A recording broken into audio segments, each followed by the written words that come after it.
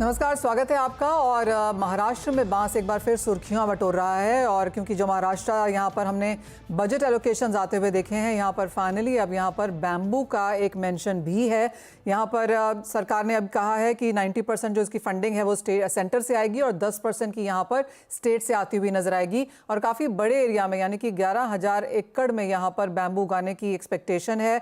Environment को लेकर जिस तरह की चिंताएं हैं, तो चाहे वो वेस्ट लैंड है, बंजर लैंड है, यहाँ पर बैम्बू को अब एक बड़ा पुश देते हुए यहाँ पर नजर आए हैं।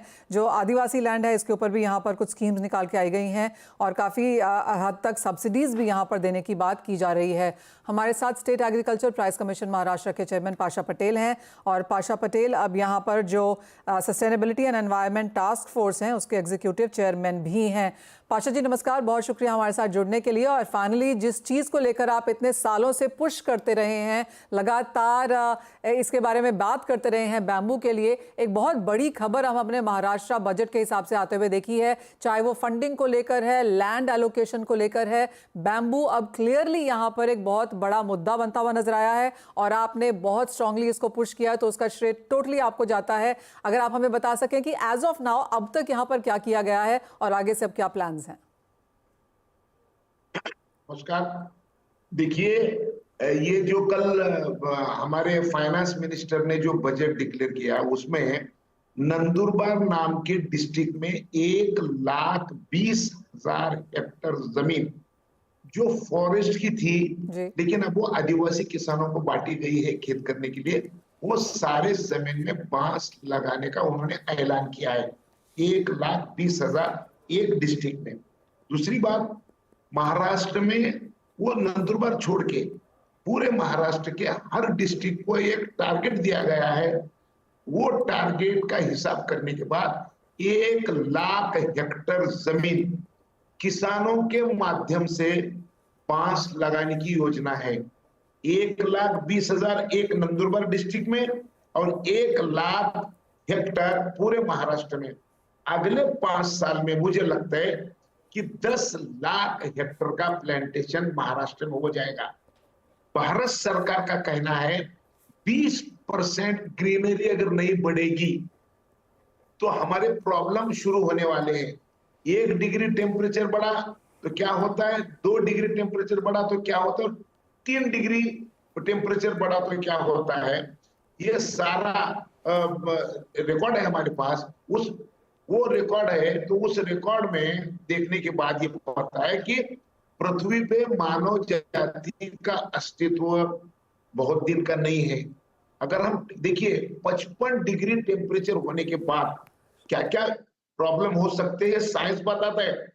52.9 दिल्ली का टेम्परेचर गया इस साल, अगले साल 55 हो सकता है। तो ये टेम्परेचर को अगर रोकना है और मानव जाति को अगर बचाना है तो उसको एक ही ये है कि एयर कंडीशनर मशीन लगा के तो अब हम ये रोक नहीं सकते। देखिए, कृत्रिमता का अब समाप्त हो गया है। आपको मैं एक बात बताना चाहता हूँ, दिल्ली में कार्बन बहुत बढ़ गया, टेम्परेचर बढ़ गया, इसलिए गाड़ी बंद करना, इसलिए आज सम और विषम 2 नमूने की गाड़ी चलेगी।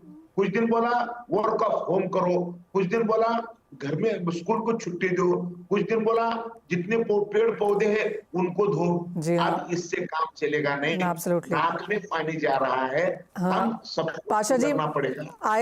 आपका पॉइंट एकदम सही है कि जिस तरह की हीट वेव और जिस तरह का क्लाइमेट चेंज हमने आता हुआ देखा है, और आप लगातार, मुझे याद है आप 3-4 साल से लगातार हम आपसे बैम्बू पे इस पे बात कर रहे हैं।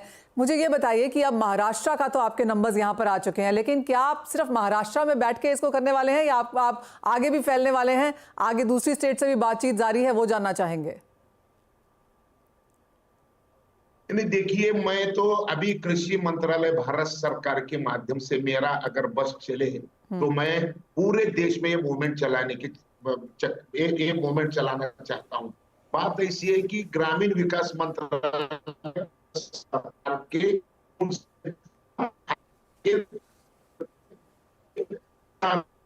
1 हेक्टेयर बाम्बू लगाने के लिए 7,04,000 रुपए देते।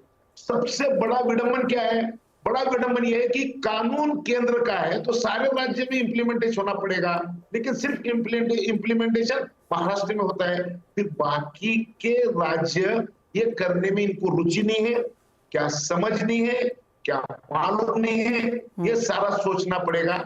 इसलिए मैं शिवराज सिंह चौहान, हमारे जो अभी नए कृषि मंत्री है, ऊर्जावान कृषि मंत्री, जिन्होंने 15-20 साल वो मध्य प्रदेश में बहुत अच्छा किसानों का काम किया है, मैं उनको मिलकर रिक्वेस्ट किया हूं कि मानव जात अगर बचाना है तो कृषि मंत्रालय का काम है। बांस ये घास है, ये नरेंद्र मोदी जी ने बोला, और फॉरेस्ट से घास को बाहर निकाल के वो कृषि में डाला है। और कृषि मंत्री नए होने के बाद मैं उनको विनती करके बोला हूं कि ये काम हमको अब पूरे देश लेवल में करना है। और मंत्री जी ने मुझे शब्द दिया है कि पाशा जी, हम आपको जरूर दिल्ली बुलाएंगे, आपसे चर्चा करेंगे। मैं जिस तरीके से, मैं भाग्यवान आदमी हूं इसलिए हूं क्यों तो महाराष्ट्र की सरकार, मैं ना विधानसभा का सदस्य हूं ना विधान परिषद का सदस्य हूं, लेकिन मुख्यमंत्री और उप मुख्यमंत्री ने मेरे नाम की चर्चा उन्होंने हाउस में भी की और हाउस के बाहर प्रेस में भी की। एक कार्यकर्ता को इससे बड़ी और कोई खुशी होती नहीं है। और मैंने जो चीज बताई वो बजट में आई, इसका मुझे बहुत बड़ा खुशी है। लास्ट ईयर हमारे उप मुख्यमंत्री देवेंद्र फडणवीस जी ने बांबू का क्लस्टर दिया मेरे गांव में, और इस साल एकनाथ शिंदे जी और अजित दादा पवार जी पूरे महाराष्ट्र में यह काम करने का शब्द दिया है। मुझे लगता है कि मानव जात बचाने के लिए Antonio Guterres, United Nation Organisation के जनरल सेक्रेटरी ने कहा, अब ये टेम्परेचर बढ़ने का युग खत्म हुआ है, अब ये बर्निंग युग हुआ है, अब इमीडिएट कुछ तो करना चाहिए। और इमीडिएट करना है बोले तो कुछ तो भी वृक्ष लगाना पड़ेगा। वो काम पूरे देश और दुनिया में नंबर 1 में महाराष्ट्र की सरकार कर रही है। और एब्सोल्युटली, और पाशा जी, आपने जैसे मैंने कहा, आपने पिछले 2-3 साल में लगातार इसके बारे में बात की है, काफ़ी अवेयरनेस भी बढ़ाई है। और जैसे आपने कहा, महाराष्ट्र बजट में एलोकेशंस में हमने इसे आता हुआ देखा है, यहाँ पर तो इसको मैंडेटरी किया ही गया है। और जैसे पाशा जी ने कहा कि सेंट्रल गवर्नमेंट से यहाँ पर बातचीत जारी है और कैसे यहाँ पर बैम्बू में पुश आता हुआ देखेंगे, उस पर नजर रहेगी।